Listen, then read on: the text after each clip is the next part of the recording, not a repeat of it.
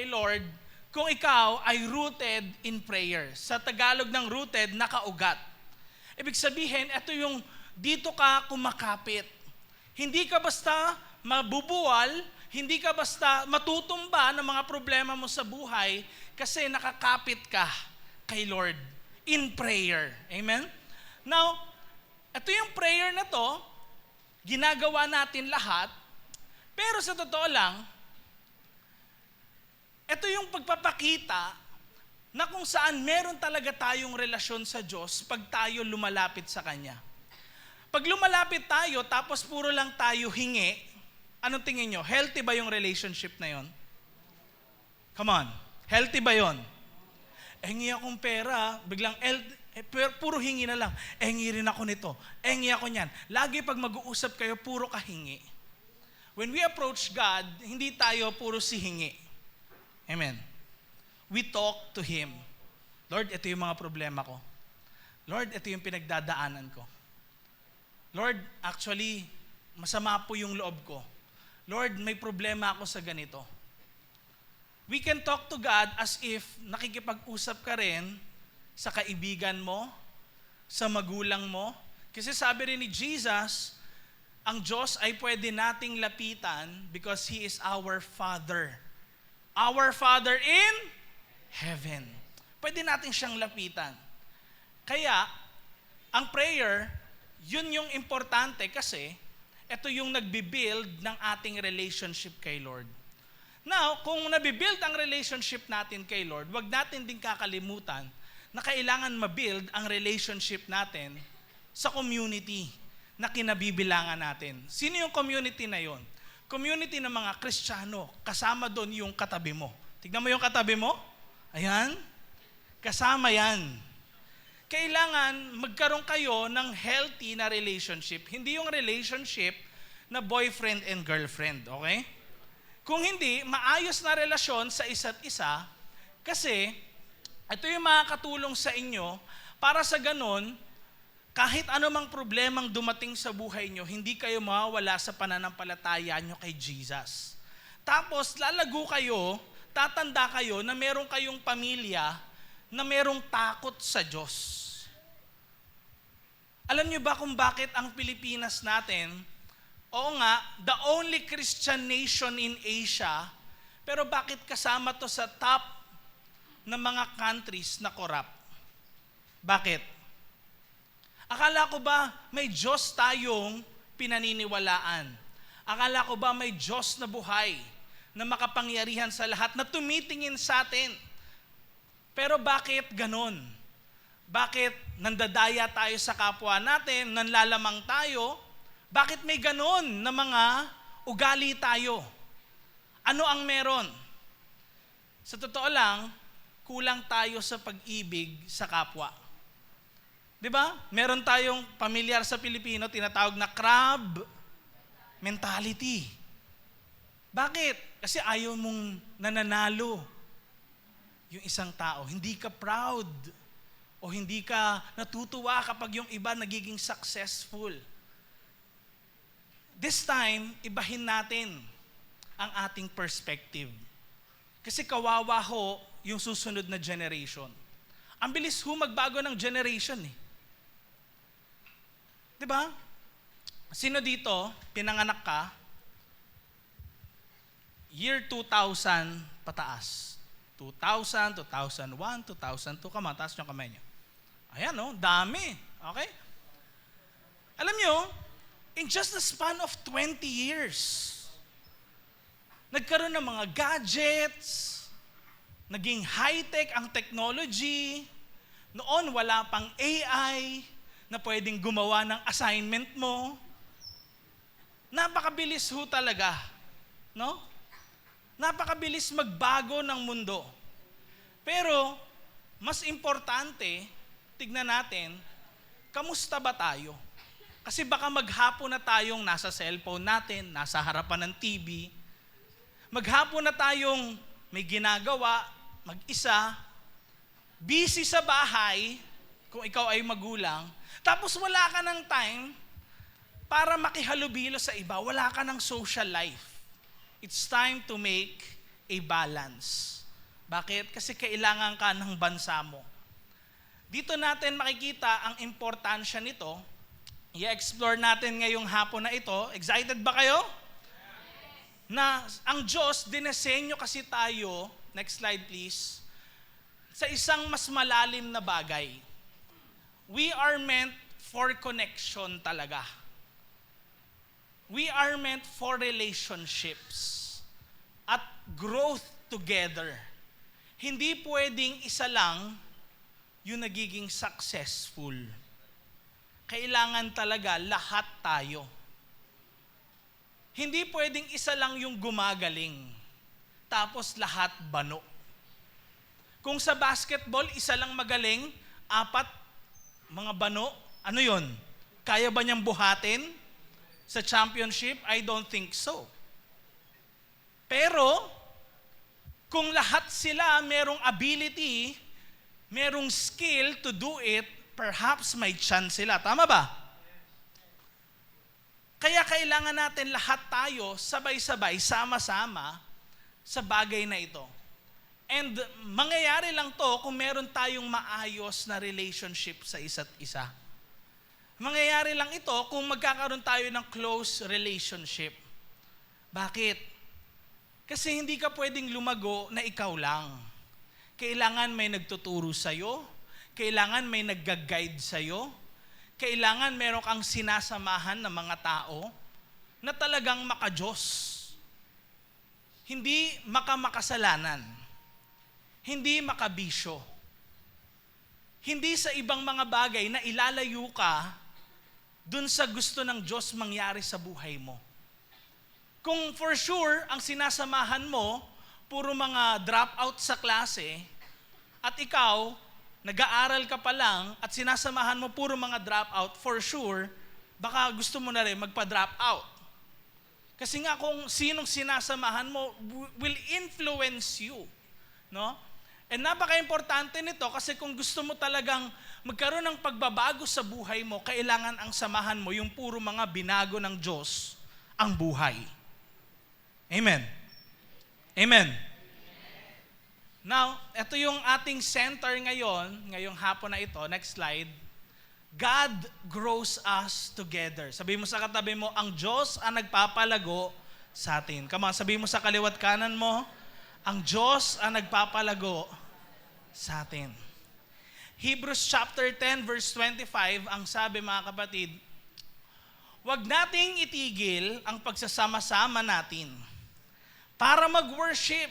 Sinong na-bless sa worship natin? Naramdaman niyo ba presence ni Lord? No? Gaya ng ginagawa ng iba. Yung iba daw, nung unang panahon, 2,000 years ago, nung nasulat po itong Hebrews chapter 10 verse 25, may ibang ayaw na nila sumama sa mga ibang Christians para mag-worship. Sabi mo sa katabi mo, hindi ako yon. May iba ayaw na nila. Pero napaka-important daw nito, dahil bakit? Tignan nito. Tignan natin. Instead, palakasin natin ang loob ng bawat isa. Ang pagsasama-sama pala in worship, nakakapagpalakas ng loob ng bawat isa. Kahit yan katabi mo ngumingiti sa'yo, or of course, yung katabi mo, seryoso lang yan, pero sa totoo lang, maraming pinagdadaanan sa buhay yan. Pwedeng minsan, pasuko na yan sa buhay niya, pero pag nakita mo siya in worship with God, pwedeng ma-encourage ka niya.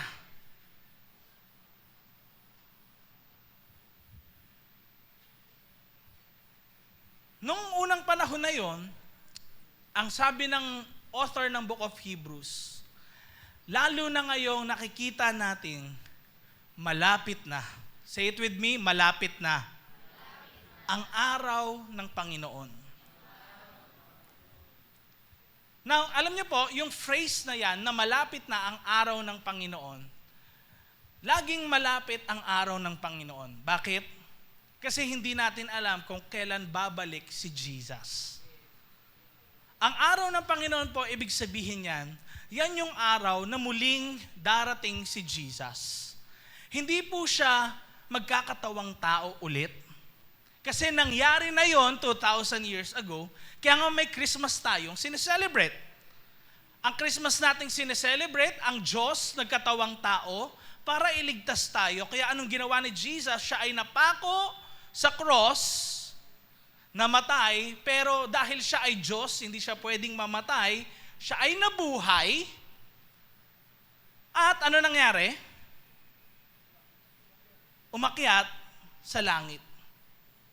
Kita, hindi ng isang tao lang, kundi ng lahat ng mga disciples, pati ng 500 na mga tao. Now, anong gagawin ni Jesus pagdating niya? Pagdating ni Jesus na yung tinatawag na araw ng Panginoon, i-judge ang bawat isa sa atin. Again, i-judge ang bawat isa sa atin. Hindi ako nananakot, pero ito yung totoo. Lahat tayo i-judge. Mayaman, mahirap, gwapo, maganda, ano man yung kulay mo, ano man yung ginagawa mo sa buhay, lahat tayo i-judge ni Lord. Bakit? Titignan niya kung merong kasalanan na dapat maparusahan. At kung merong mga tao na dapat bigyan ng reward. Bakit ho? Kasi totoo ho ang langit at ang impyerno. Bakit? Pastor, paano nyo po nasabi yan? Kung wala hong impyerno, mga kapatid, ito kung walang impyerno, panalo ang kasamaan. Bakit? Pwede na nating gawin lahat ng gusto nating gawin. Mandaya, pumatay, magnakaw, lahat ng gusto mong gawin. Bakit? Walang impyerno, lahat tayo sa langit. Di ba? Nakuha nyo? Kung walang impyerno. Pero totoong merong impyerno, at alam natin yun deep inside our hearts, kaya hindi tayo gumagawa ng masama basta-basta, at pag nakagawa tayo, merong konsensya sa puso natin, kasi we know na kapag meron kang ginawang di maganda, at the end of it, pwede kang makatakas ngayon, makapag-bail ka katulad nung iba, na nakapag-bail sa balita, pero sa harapan ng Diyos, hindi mo magagawa yon. Bakit?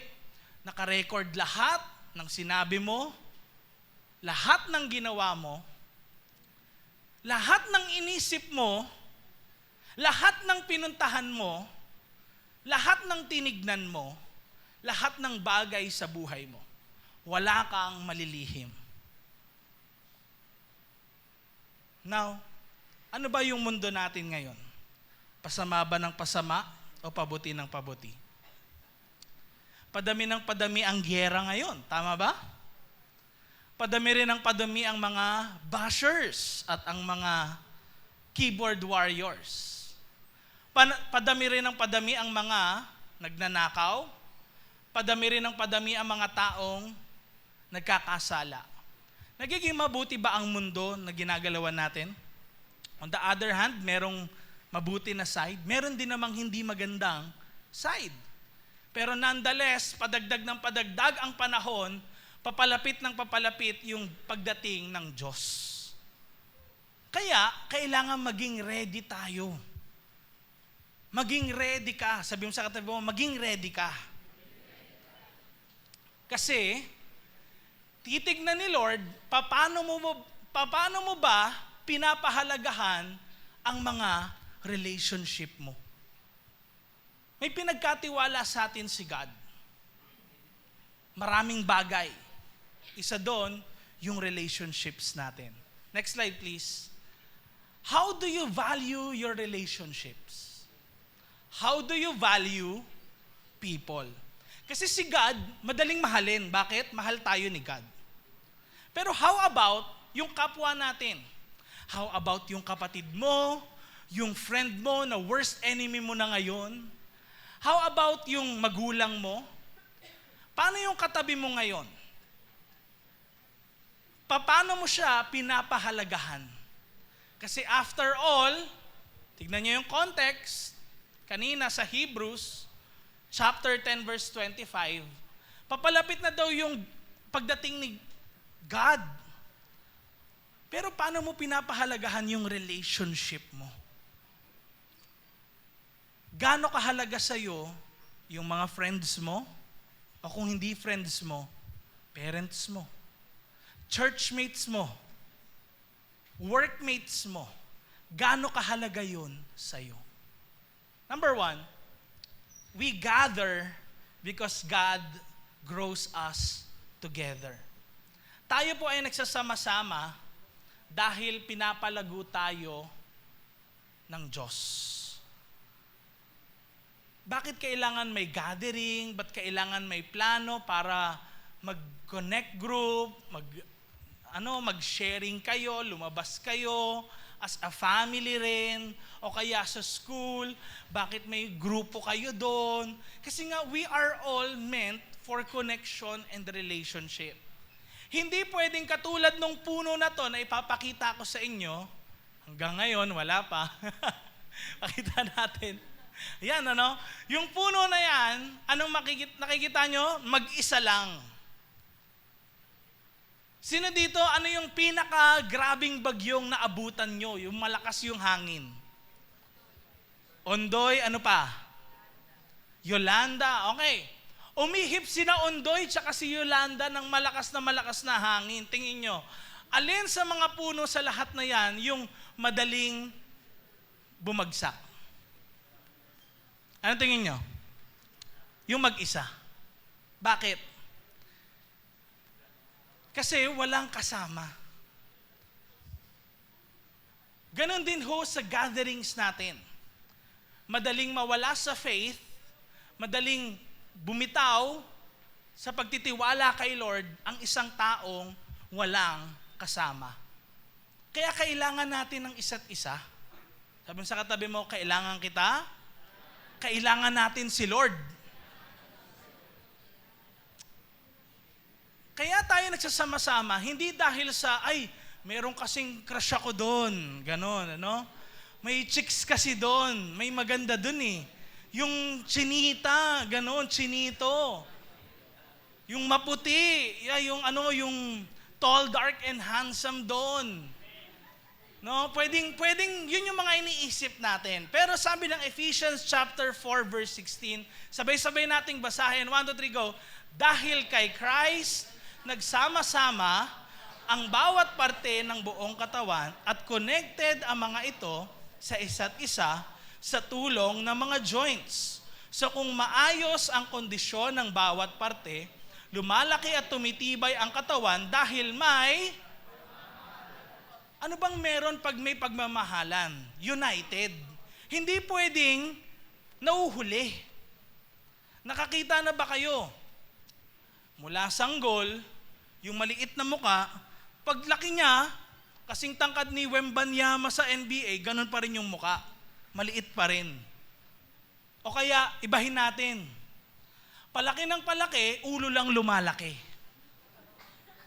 Tingin nyo, normal? Normal ba? Anong tingin nyo doon? Ano yun? Alien, di ba? Bakit? Kasi hindi normal. May naiiwan, may hindi lumalago. Kailangan sabay-sabay. Hello? Kailangan makuha natin na dapat meron tayong unity. Hindi yung pag sinabi ng leader mo, oy tara punta tayo. Hindi, ayoko. Ano yun? Parang ganito daw. Lahat tayo parang parts, di ba? Sabi ng leader mo, punta ka ng church. Sige, pupunta ako. Tas yung kamay mo. Ba't ayaw ng kamay ko? Hindi, ayoko pumunta eh. Pwede ba yun? Hindi. Kasi united ang buong katawan. Hindi pwedeng merong natitira doon. Nakuha natin. Hello? Kaya ngayon, kailangan ang church walang kulang. Alam niyo yung church? Next slide. Church. Anong blanco dyan? You. Next slide. You. Kailangan ang church, para masabing church, kailangan turo mo yung katabi mo, nandiyan ka. Turo mo yung kabila. Sabi mo, kailangan nandito ka. O yung nasa unahan mo, sabihin mo, kailangan nandito ka. O yun nasa likod mo, sabihin mo sa kanya, hindi pwedeng wala ka sa church.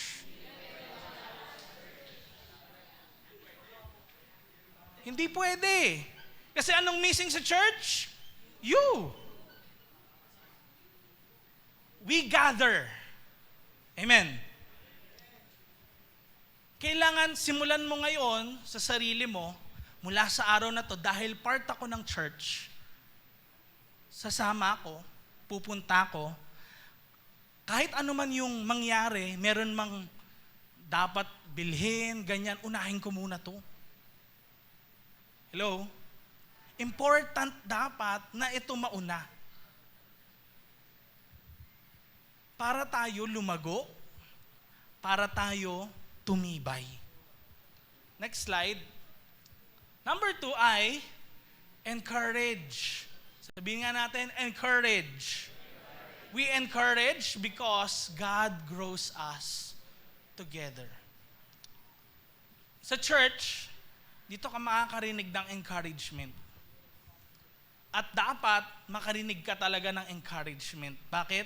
Pwedeng, hindi ko alam yung nangyayari sa bahay nyo, sa mga kaibigan mo, o kaya wala kang kaibigan, bullied ka sa inyo. In church, you can find encouragement. Alam nyo po, ganito yung family sa church. Black sheep ka man ng family mo outside of this church. Pero alam mo, pagdating dito sa church, gusto ka naming maging malakas, matibay, matatag. Alam namin magiging successful ka. Meron kang bright future. Kasi bakit?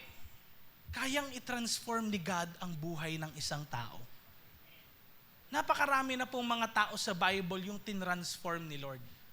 Hindi lang sa Bible, kahit dito, sa church na to. At pwedeng ikaw rin mismo at yung mga taong kakilala mo na kailangan ng encouragement, mabago rin yung buhay nila. For the good, for the better. Si Paul, sa mga churches, kahit sa Thessalonica, ina-encourage niya ang church lagi. Sabi niya, next slide, sabi niya, pakita natin, ano sabi? Kaya i-encourage nyo ang isa't isa at magtulungan kayo gaya ng ginagawa nyo ngayon. Si Paul din, o sabi nila, si Paul daw nagsulat ng Hebrews, pero sabi rin ng author ng Hebrews, tignan nyo, next slide, 10 verse 24, maging concerned tayo sa iba at i-encourage natin ang isa't isa na magmahal at gumawa ng mabuti. So, magbigay ng encouragement sa kapwa, napaka-importante nun. Any positive word na pwede mong i-utter sa isang tao, kahit nga hindi kayo magkakilala, it helps a lot. Kasi di natin alam yung nangyayari. Di pag nagbasa ka ng social media, napaka-toxic. Makita lang yung magandang post mo, babash ka nila, sasabihan ka ng di maganda. Lahat pwedeng may negative sa atin. Pero know that always, God wants to lift us up. Hindi pull us down. Amen? Because God loves all of us. Alam niyo ba si Thomas Edison? Kilala niyo ba si Thomas Edison? Sino dito nakakilala kay Thomas Edison? Taas ang paa. Ayan, may nagtaas ng paa. Ang galing. Okay, sino dito nakakilala kay Thomas Edison? Taas kamay. Sige. Okay. So, kita nyo, di ba, may mga light bulbs tayo dyan. Alam nyo ba si Thomas Edison, siya po yung inventor at saka nag-patent niyan. Kaya meron mga lights na ganyan tayo na nakikita natin. Kita nyo ba? Laki ng light bulb, no? Bulag ka dyan pagtingin mo. Ang lakas niyan Pero, ano ba yung naging history ni Thomas Edison bago siya nagmula dyan? Siyempre, katulad nyo, sino mga estudyante dito? Estudyante? Huwag kayo mahiya. Estudyante. Okay? Si Thomas Edison din, naging estudyante. Pero alam nyo, nung elementary si Thomas Edison, bata pa lang siya noon, alam nyo, yung mga teacher niya, iniisip na medyo makupad o mabagal pumick up si Thomas Edison. Tapos, isang araw, pauwi na si Thomas Edison, sabi ng isang teacher niya, Edison, ito, bigay mo sa mama mo, may sulat kami sa kanya. Huwag mong bubuksan ha. Sabing ganon. Si Edison naman, tuwang-tuwa, umuwi. Ma, meron daw sa yung binigay na sulat yung teacher ko. Anong sabi? Siyempre, di ba, kinakabahan ka, iniisip, PTC. Di ba, baka papatawag parents ko, baka ganyan. Alam niyo kung anong sabi ng nanay niya? Binasa nung nanay, yung nakasulat. Sabi, your son is a genius. This school is too small for him. And it doesn't have good enough teachers to train him. Please teach him yourself. So mula nun, ang nagtuturo na kay Edison, yung nanay niya. Lumaki siya, nag-i-invent siya ng mga bagay-bagay. Meron po siyang 1,000 patents na nagawa. Isa po siya sa greatest inventors in history. Kasama po dito sa mga patents niya yung electric light bulb at saka yung phonograph. Kung bakit tayo may ilaw ngayon at iba pang mga electrical na mga bagay dahil yun sa taong ito. Ngayon, pagtanda ni Thomas Edison, syempre yung nanay niya rin tumanda at namatay. Tapos may isang box siyang nakita pagkamatay ng nanay niya. Ando doon, yung sulat nung teacher niya nung bata siya. Alam niyo kung ano nakalagay? Pagbukas ni Thomas Edison nung letter na yon, sabi ng teacher, your son is mentally deficient. We cannot let him attend our school anymore. Sa Tagalog, si Edison tinawag ng teacher na BO. Basic. Na ganon ang pagtawag sa kanya. So, in short, anong ginawa ng nanay niya? Anong ginawa ng member ng family niya sa kanya? In-encourage siya. May negative nga na sinasabi sa kanya, pero hindi niya sinabing negative. Ano yon? Positive niyang binanggit sa anak niya. Who would have thought na yung mama na ito, na sinasabi ng mga university professors, ng mga teachers, na mabagal, maka-pick up, hirap maka-pick up, will be one of the greatest inventors in history. Kaya kung iniisip natin, may insecurities tayo sa ating mga sarili. Pwedeng sa sarili mo, may insecurity ka sa katawan mo, sa mukha mo, sa pag-iisip mo, o ano man yung pinagdadaanan mo ngayon. Huwag mong isipin na hindi ako kinreate ni God na maganda. Hindi ako amazing na tao. While in fact, sabi ng Psalms chapter 139 verse 14, tignan niyo, sabi pinupuri kita kasi ano daw? Ang galing ng pagkaka-create mo sa akin. Sa English, actually, yung translation dyan, I am wonderfully made. Pag sinabing wonderful, ano yun? Ano yun? Nakakamangha ako. Lahat ng ginagawa mo talagang amazing.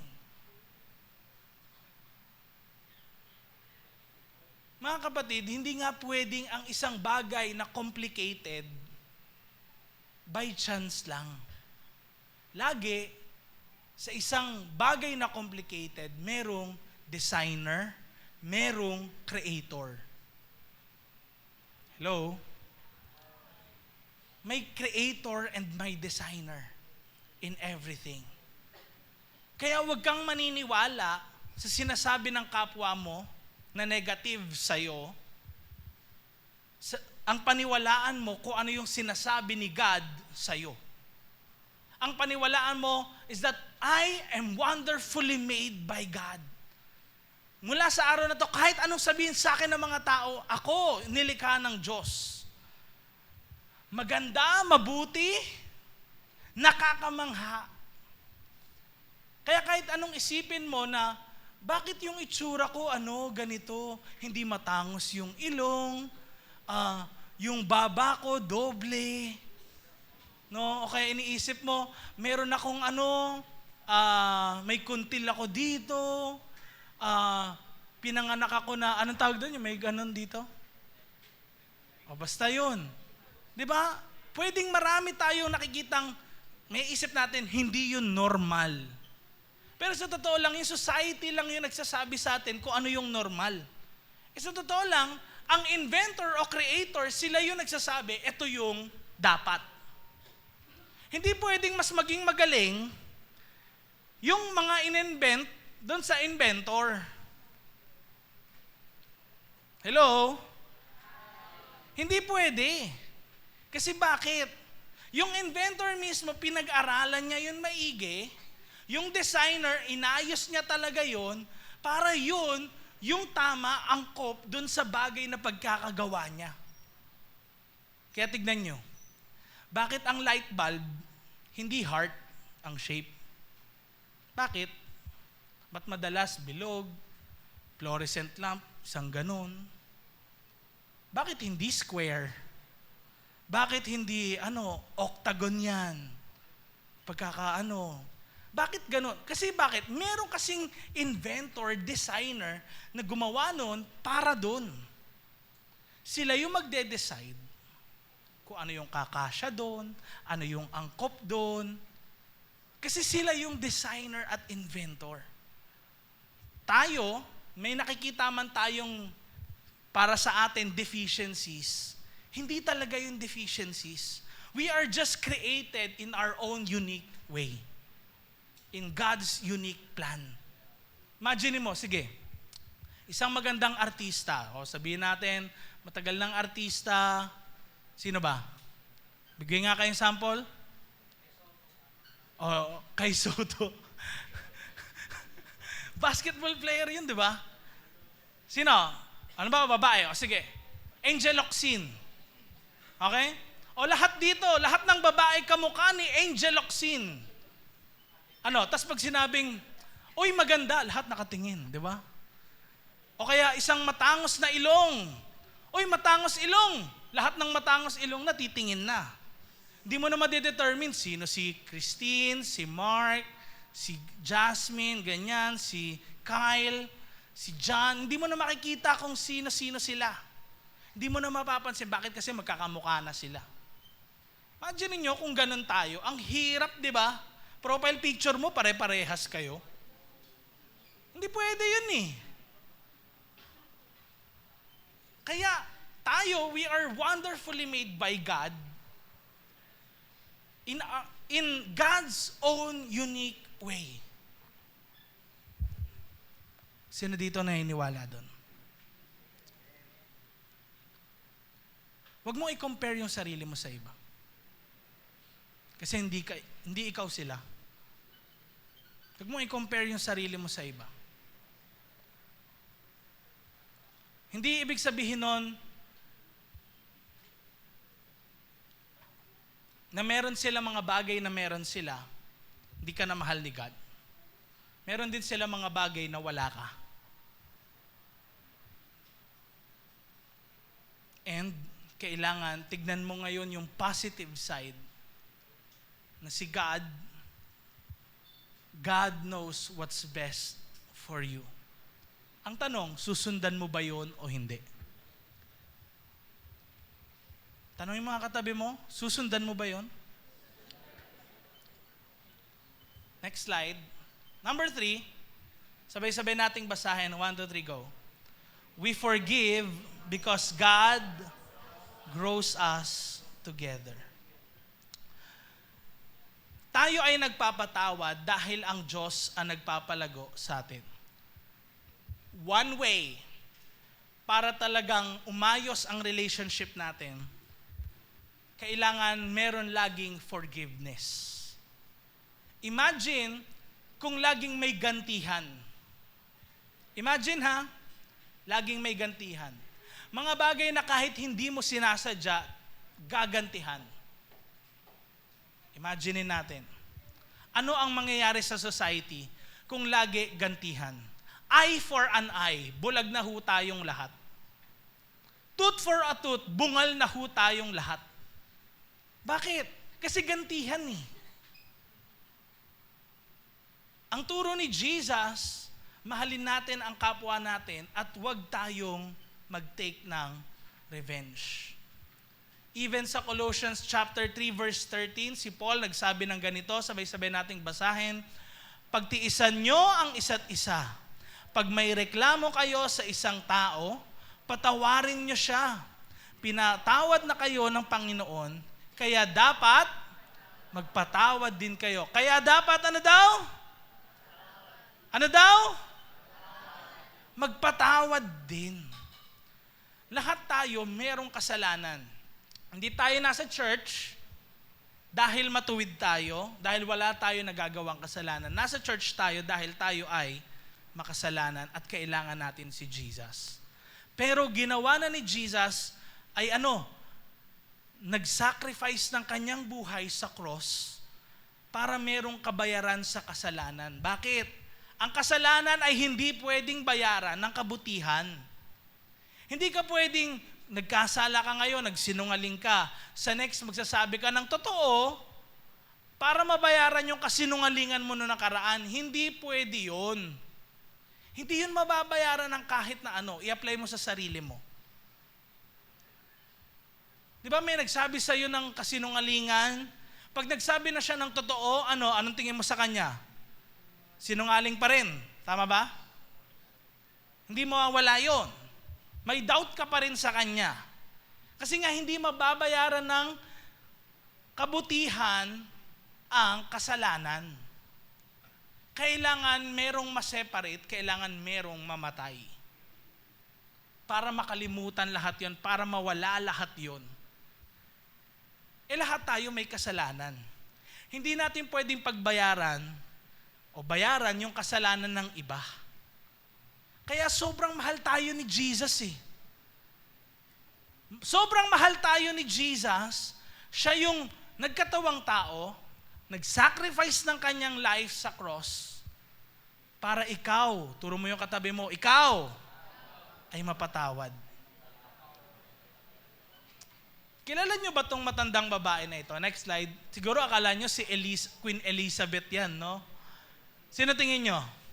Si Corrie ten Boom. Kilala nyo siya? Familiar? Hindi? Okay. Kwento ko sa inyo ang story niya.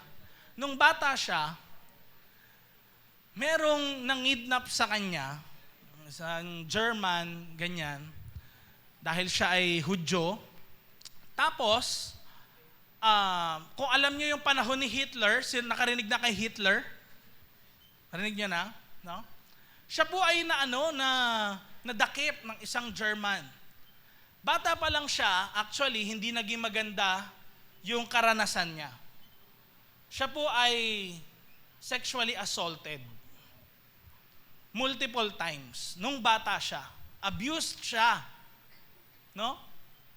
Now, tumanda siya, nagkaroon siya ng asawa, etc. Nakilala niya si Jesus sa buhay niya.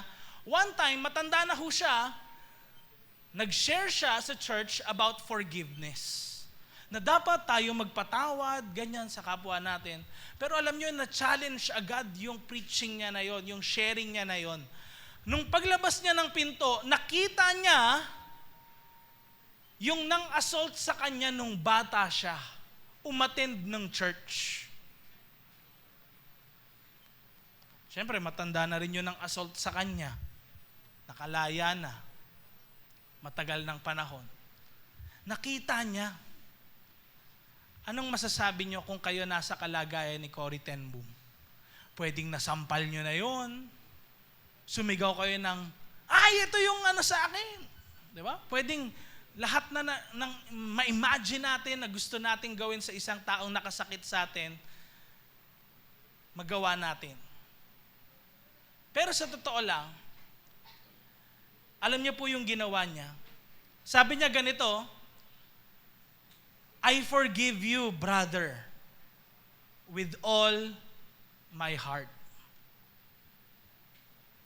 Inulit niya ulit, I forgive you, brother, with all my heart. At yung matanda na yon na nang-assault sa kanya, umiyak. Binigay ang buhay kay Jesus. Bakit? Siya rin, burden din siya na may nagawa siyang kasalanan sa kanyang kapwa. Dalawa kasi yan eh. Ang sama ng loob, dinadala ng merong sama ng loob. Tapos, yung nagawan o yung gumawa ng hindi maganda, meron din sa kanila yun na burden na nakagawa sila ng kasalanan. Kaya merong feeling of regret na sana di ko na lang ginawa yun. Kung di ko sana ginawa yun, maayos sana lahat. Next slide. It frees both the forgiver and the forgiven, breaking chains of bitterness and hatred. Yun ang ginagawa ng forgiveness, mga kapatid. Just as God has forgiven us, we are called to extend that forgiveness to others. Kanino ka merong sama ng loob ngayon? It's not too late na magpatawad. Again, pinatawad kasi tayo ni Jesus sa lahat ng pagkakasala natin. Let me share to you a parable na shinare ni Jesus sa mga disciples niya. Next slide.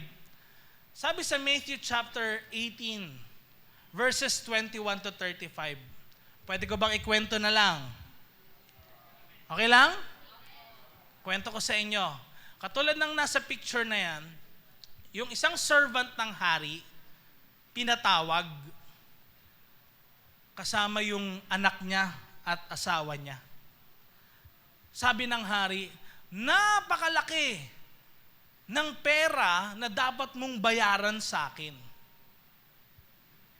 Ito na yung araw na dapat magbayad ka. Kung hindi, ikaw at ang pamilya mo, ngayon din.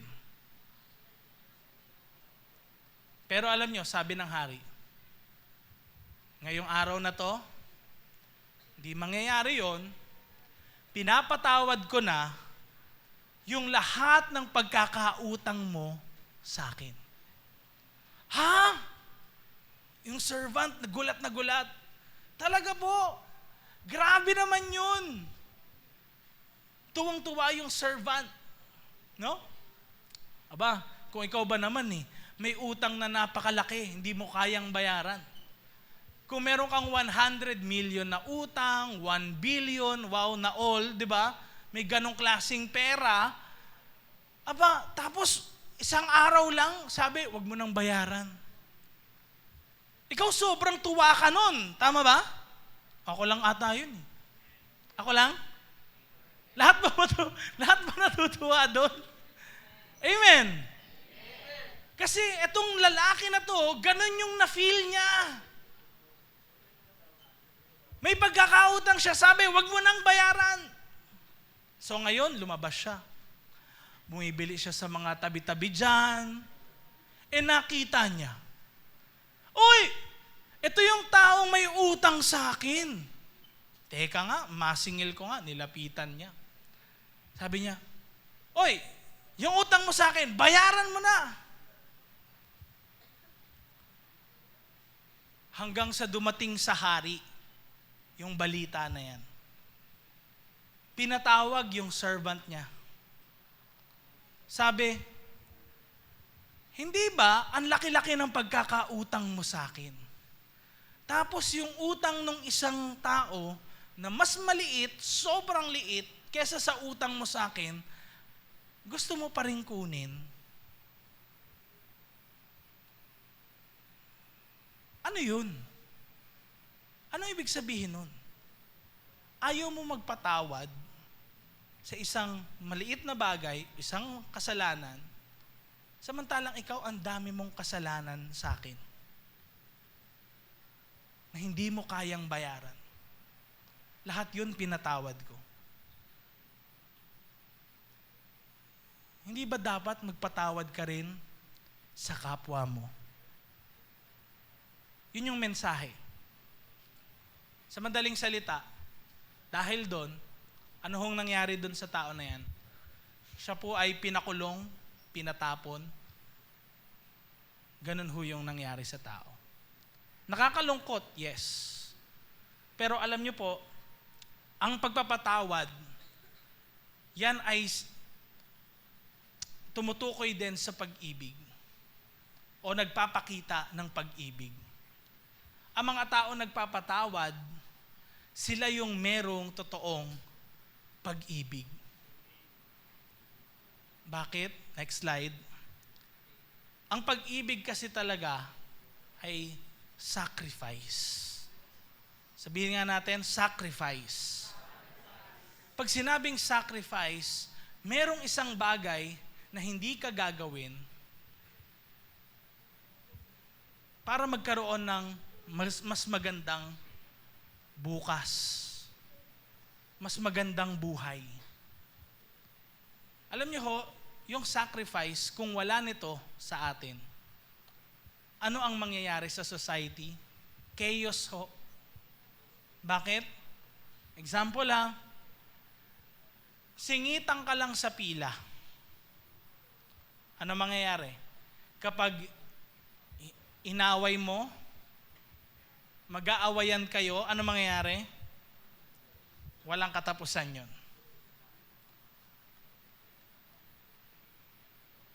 Kung meron hong nanay dito, for sure kayo, mga napuyat kayo sa anak nyo, di ba? Kung hindi kayo magsasacrifice, ay bahala ka, umiyak ka lang dyan, anak, ako matutulog ako. Yung anak mo, uha ng uha, iyak ng iyak doon. Tapos ikaw natulog ka. Oh, natulog ako 12 hours. Wow. Tapos gutom na gutom yung anak mo, kawawa naman. Kung walang sacrifice na ganon, ano ang society? Kawawa tayo. Baka tayo, hindi tayo buhay. Natapakan mo yung paa ng isang babae dun sa tinitindahan mo. Tas tatapakan ka rin. Hanggang sa lahat na ng kuko sa paa mo, patay na. Ganun ba? O hayaan mo na lang kung ikaw yon natapakan. Kailangan ba makipag-away sa lahat ng bagay? Kailangan bang gantihan lahat? Alam niyo po, ang society natin ngayon, puro sacrifice talaga. Biruin nyo, bakit ho napalaya ang Pilipinas sa mga Spaniards? Bakit? May mga Pilipinong nagsakripisyo ng kanilang buhay para sa bayan. Para sa kalayaan natin. Kung walang nag-sacrifice, malaya ba tayo? Hindi. Nakuha natin, doon tayo nabubuhay sa sacrifice. Kung bakit ho maganda ang nararanasan natin sa panahon ngayon. Hindi lang natin nare-realize, pero ito ang totoo. Sabi nga ni Jordan Peterson, next slide, sabi niya, to sacrifice means to give up something of value now in hopes of something better in the future. It's a bargain with the future. Ay, yung utang mo, wag mo nang bayaran. It's a hope na, okay, etong taong ito, mas magiging mabuti yung buhay nito in the future. Kaya when Jesus sacrificed His life on the cross, tayo yung nasa isip niya. Pinakita ko yung pagmamahal ko sa Kanya. In the future, etong taong ito, sana lumapit din sa akin. at mahalin din niya ako. It's a bargain with the future. Kaya yung forgiveness, it's an act of love. And yun yung dapat gawin natin sa kapwa natin, araw-araw sa ating buhay. Huwag kang magtanim ng sama ng loob. Bakit? Kasi ikaw yung talo sa huli. Huwag mong patagalin yung sama ng loob. Hindi ko sinasabing wag sumama loob mo. Hindi natin mapipigilan yon. Hello? Hindi natin mapipigilan yon. Pero wag mong patagalin dyan sa buhay mo. Sabihin mo sa katabi mo, magpatawad ka na. Next slide. Last but not the least, number 4, we serve. Because God grows us together. Tayo ay naglilingkod. Kilala niyo ba to? Itong babaeng ito sa picture? Sino yan? Sino? Lola mo? Sino? Si Mother Teresa. Alam niyo yung storya ni Mother Teresa? Nag-inspire sa napakaraming mga tao sa buong mundo. Siya yung naging founder ng Missionaries of Charity. At alam nyo, walang sinisingil kahit 5 man sa mga tao. Bakit may ganyan na tumutulong sa kapwa? Alam nyo po, in history, hindi lang si Mother Teresa yung ganyan. Napakarami ho ng mga Kristiyano. Bakit nagkakaroon ng initiatives na ganyan? Kasi kailangan tulungan natin ang kapwa natin. Kahit nga sa church na to nagsisend tayo ng help from time to time sa mga kapatiran din nating nasalanta. Nagsisend tayo ng help sa mga ibang nangangailangan. Depende sa pangangailangan nila. Tignan niyo sabi ng Galatians chapter 5 verse 13. Sabay-sabay natin basahin. 1, 2, 3, go. Mga kapatid, tinawag kayo ng Diyos para maging malaya. Pero huwag nyo namang gawing dahilan ang kalayaan nyo para masunod lang ang mga gusto ng katawan nyo. Instead, gamitin nyo ang kalayaan nyo para, maglingkod sa iba kasi mahal nyo sila. Bakit ka magbibigay ng time para asikasuhin ng iba? Imagine niyo nung pandemic, 'di ba? Yung mga nurses, yung mga doctors nung panahon na yon, talagang wala silang tulog halos para maraming buhay yung maligtas. Para lang ba talaga yun sa pera? Samantalang di nga sila iningkrisan, karamihan sa kanila. Kung hindi nila tayo mahal, kung walang sacrifice, baka marami sa atin namatay na. Alam niyo yung 1 Corinthians chapter 12 verse 13 sa Bible, pag binasa nyo, pwede nyo basahin sa bahay mamaya pag uwi nyo. 1 Corinthians chapter 12 verse 13, tumutukoy yung gift na ito sa love. Ito yung pag-ibig na sinasabi ng Bible na isang sign ng ating maturity at growth. Malalaman mo ang isang tao kapag lumalago na siya, pag siya ay nagmamature, meron siyang love. In a sense, marunong siyang mag-sacrifice. Ano yun? Ibig sabihin ganito, pag sa bahay, pwede na siyang magtrabaho at hindi pa siya nagtatrabaho, 10 taon na, graduate na siya ng college, wala pa rin siyang trabaho, hindi pa rin siya kumikita ng pera para tumulong sa pamilya, wala pa rin siyang sense ng sacrifice. Bakit? Kasi ayaw niyang mag-sacrifice para sa family niya, future niya, at para sa ibang tao. Lagi ang iniisip niya lang, sarili niya. Nakuha natin? Nakuha natin? Pero, kung ang isang tao, okay, gagawin ko to para sa pamilya ko, para sa anak ko, para kay Lord, para sa future ko, meron na siyang sense ngayon ng sacrifice. Kaya mag-overtime yan sa trabaho niya. Kasi meron kang maturity na nararanasan. Meron kang sacrifice na ginagawa. Nakuha natin? Nakuha natin? Ganon din kay Jesus. Pinakita niya sa atin, next slide, sa cross, kung gaano tayo kamahal ng Diyos. Ang sinacrifice niya sa cross, buhay niya.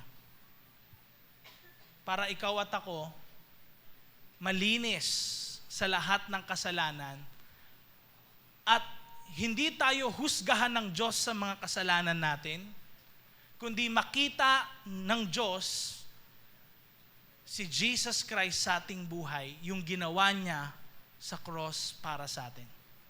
Para ang makikita na lang ni Lord, yung mabubuti nating mga gawa. Kaya, tignan nyo, no? Sa pag-gather ng mga Christians at sa pag-spread ng Christianity sa buong mundo, ano ba ang nagawa, next slide, or na-contribute ng Christianity sa society?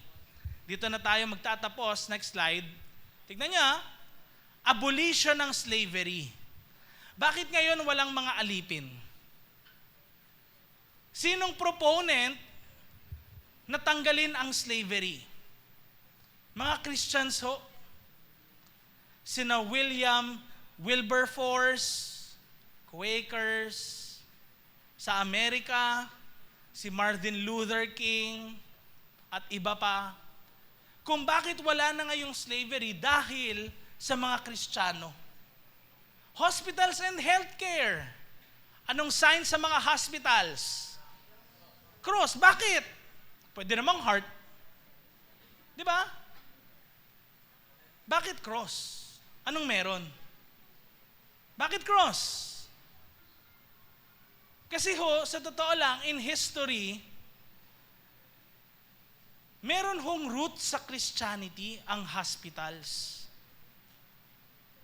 Mga monasteries, yung nag-establish ng hospitals noon, tumutulong sa mga mahihirap, lahat ng yan. May root sa Christianity. Education! Alam niyo ba yung Oxford, Cambridge, tsaka Harvard? Alam niyo yung mga school na yon? Tanongin niyo, sino nagtayo?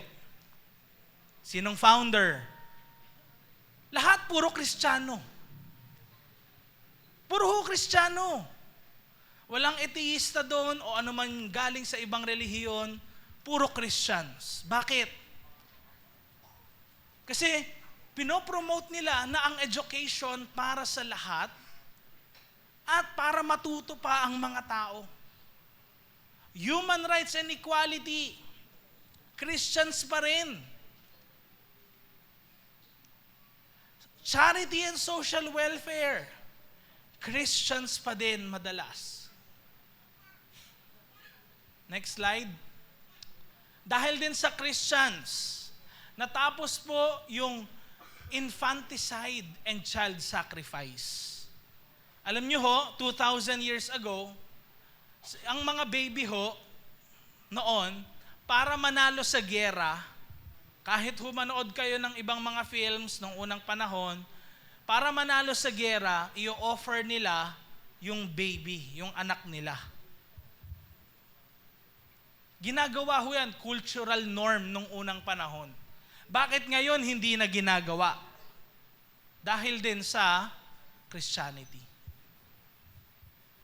Art, music, and literature, saturated by Christianity. Sina Michelangelo at iba pang mga painters.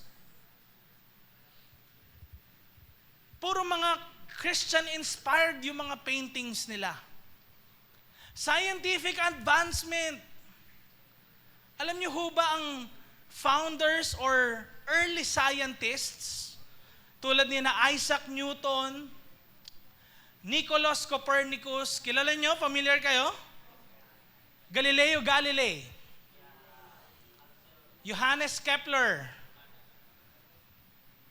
Robert Boyle, Francis Bacon. Nagutom tuloy yung iba, bacon daw. Alam niyo yung mga yon? Christians lahat sila.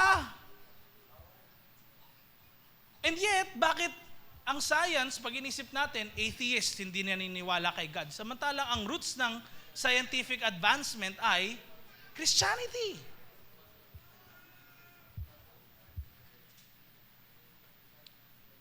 Ano pa? Women's rights. Women's rights. Noong unang panahon ho, kaya patriarchal ang society dahil ang lalaki ang nagde-defend ng mga tahanan. Siyempre, kung sino nagde-defend, dahil binubuwis niya yung buhay niya, dahil physically talaga, mas strong ang lalaki kaysa sa babae. Nakuha? Gusto nyo itry? Hindi talaga equal ang lalaki at babae. Hindi talaga. Yun ang truth. Kasi merong kayang gawin ang babae na hindi kayang gawin ng lalaki. At may kayang gawin ng lalaki na hindi kayang gawin ng babae. More on the physical side, lalaki talaga ang mas may advantage. Gusto niyong malaman? Kung totoo, wag na. Baka magsuntukan kayo. Testing nga. Wag na. Okay? Wag ganon.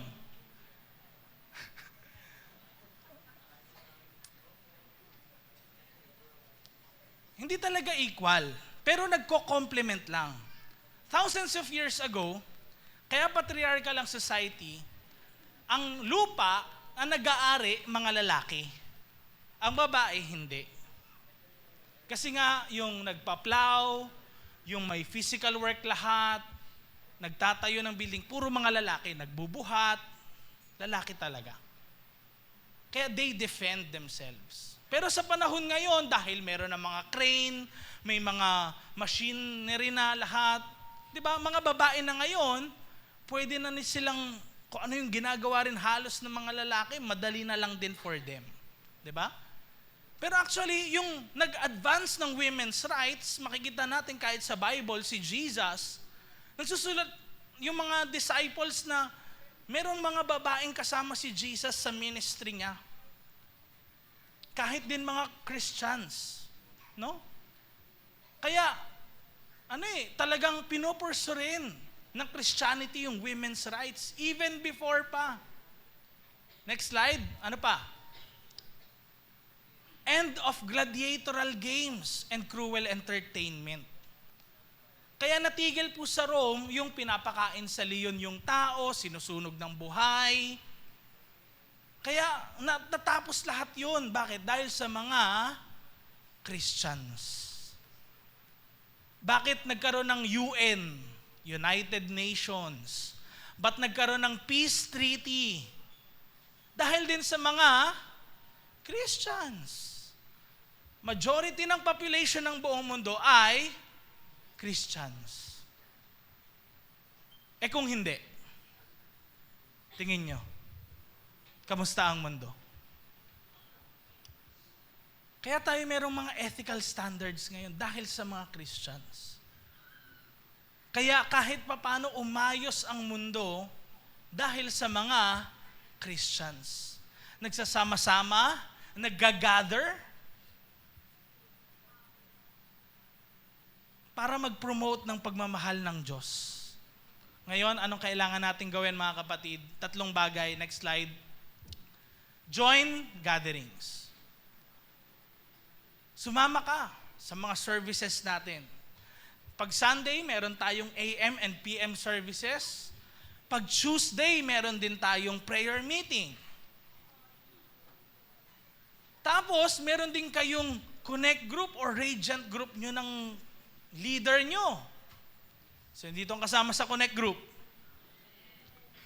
Sumama kayo. Get to know new people. Kumilala ka ng mga ibang tao.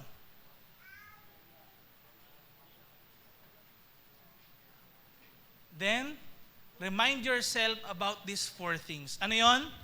Gather, encourage, forgive, and again, ano yung 4? Gather, encourage, forgive, and again?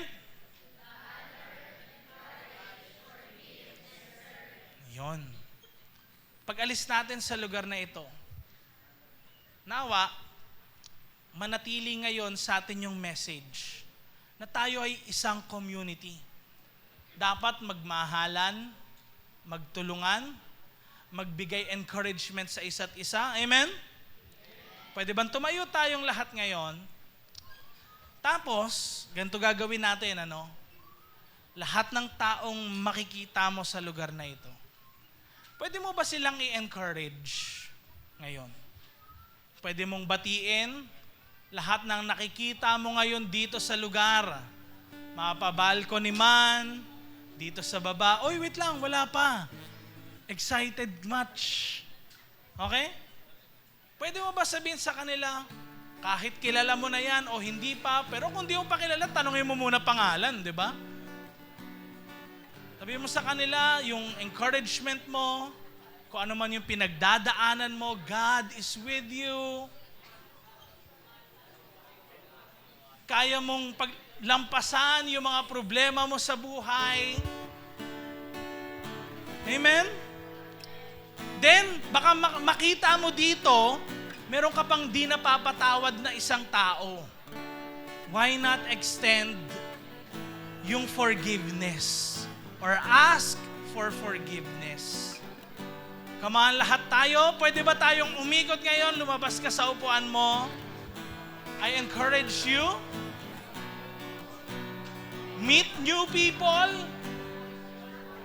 Get to know new people in the church.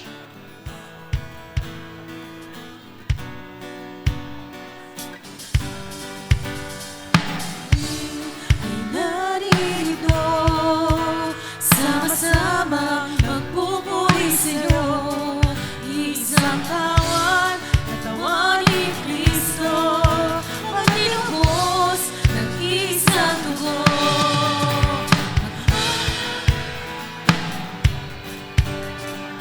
Siyang nais mo, magmahalan kami ng pagmamahal na galing kay sa'yo. Okay sarap na umawit sa'yo, dahil nadarama ang pagmamahal mo sa aming lahat. Come on, mahirap yung walang kinakausap. Nawa ay It's your time